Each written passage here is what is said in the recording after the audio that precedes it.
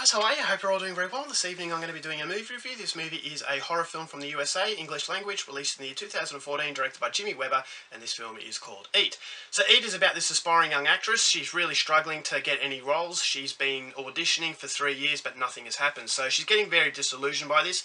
Her rent is due, and her landlord is constantly asking her for the rent, and she's going to be evicted soon, so there's a lot of pressure building up on her.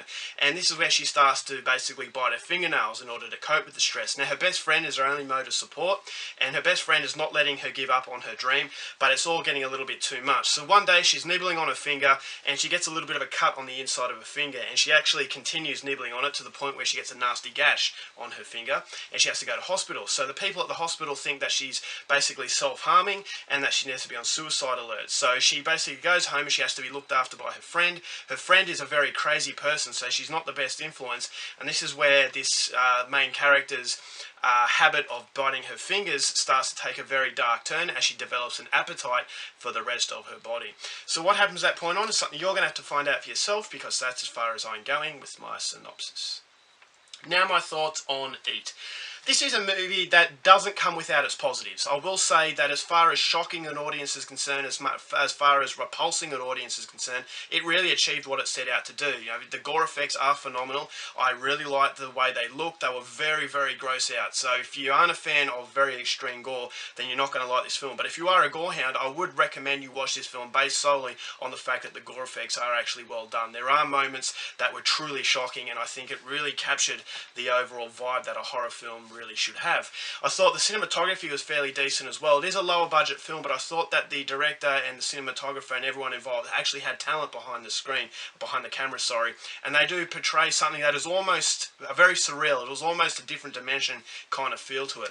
And that's unfortunately my biggest problem with the film, is that although it looked good and that different dimension feel had a very strange vibe about it, it just felt like you didn't connect to what was going on. So basically the movie had a very mature sort of theme to it, which is basically eating disorders, coping with the stresses of society, especially in the acting world. You know, how devastating and cruel the movie industry can be, about the images of women and how they should be, you know, very thin, beautiful, and they have to basically be very superficial, and when things aren't going well, they can develop these nasty habits. And I think that although the movie does touch on that very serious theme, it never really delves into it, which really would have helped the film, because basically what this is, it gets stuck in its juvenile obsession with trying to gross out the audience and nothing else. So the acting isn't very good at all. The script is absolutely deplorable, so you don't really invest your time into what's going on apart from the gore scenes. And it's getting to those gore scenes that is the hardest thing, because you lose a lot of interest before it's even happened. So when it's happening and all these shocking material, yes, it repulses you, but you don't feel any devastation, you don't feel any high impact, because these characters feel like they're just basically cardboard cutouts, and that these are characters that have fuzzy faces. You can't attribute each character with characteristics. You can't attribute them with being human beings, because it actually has that surreal feeling, is because there's no time and attention put into the details. So some of it is laughably bad, and there are some moments that do make you laugh. So I will say that I'm not sure if this was intentionally bad, and I apologise if it's not intentionally bad. But there's some scenes that just felt like it didn't belong in the real world, and so there were situations that were beyond ridiculous, and you're constantly questioning yourself as to why this is happening. How do these people get away with this? Why do these people, let this woman go back home after they thought she was in danger of self-harm? And so all these questions arise, and you're not really enjoying what's going on. You're just left scratching your head thinking, what the hell are these people doing? And it becomes frustrating to the point where, as I said, you disconnect yourself. Therefore, when these ghastly things are happening, you're supposed to gain a connection to this character, but because it's got the emotional depth of a puddle, you just don't care about it. So there's another French horror film that does touch on a similar sort of subject. That was self-mutilation, which is a film called In My Skin. In My Skin had that extremity to it, but it also had characters that were basically grounded in reality. So you could connect with him. This could be your next door neighbour. This could be your friend. This could be someone you know at school.